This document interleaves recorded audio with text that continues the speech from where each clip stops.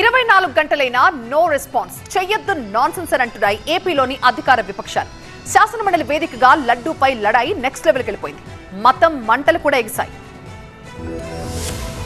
AP శాసన మండలిలో topic ఏదైనా చర్చ దేని మీదైనా అదే సీన్ రిపీట్ అవుతోంది.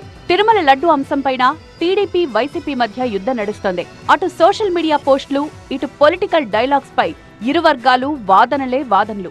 జగన్ క్రిస్టియనా కాదా? 24 గంటలు గడిచినా జగన్ ఎందుకు సమాధానం చెప్పలేదని అచ్చెన్నాయుడు ప్రశ్నించారు. అయితే ఆ వ్యాఖ్యలకు మీడియా పాయింట్ లో కౌంటర్ ఇచ్చారు వైసీపీ నేతలు. మీరు 100% క్రిస్టియను, అవునా కాదా మీరు ఆన్సర్ చెయ్యండి అని చెప్పారు. 24 గంటలైంది, 24 గంటలైంది, ఎందుకు చెప్పలేదు? క్రిస్టియన్ కాకపోతే ఎందుకు చెప్పలేదు? ఇవాళ సోషల్ మీడియాలో వస్తున్నటువంటి అంశాలని సభ దృష్టికి తీసుకెళ్తే నేను నిన్న మాట్లాడా, ఈరోజు కూడా మాట్లాడతా, మీ నాయకుడి గురించి కూడా మాట్లాడతా, మీ నాయకుడు సమాధానం చెప్పలా, మీ నాయకుడు సంతకం పెట్టలా. అసలు నువ్వెవరవయ్యా ఎర్రనాయుడు, అచ్చెన్నాయుడు? అసలు నీకెందుకు సమాధానం చెప్పాలా? అసలు నువ్వెవరో అని అడుగుతా ఉన్నా? ఏ ఆహారంతో మా నాయకుడిని అడుగుతా ఉన్నావు?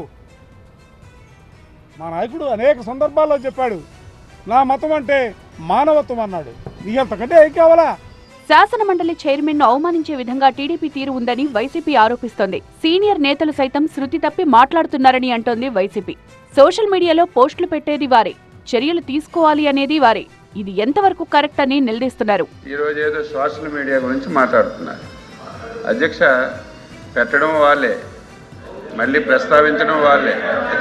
నేను ఏ మతాన్ని కించపరచలేదు, ఏ కులాన్ని కించపరచలేదు, ఏ దేవుణ్ణి కించపరచలేదు.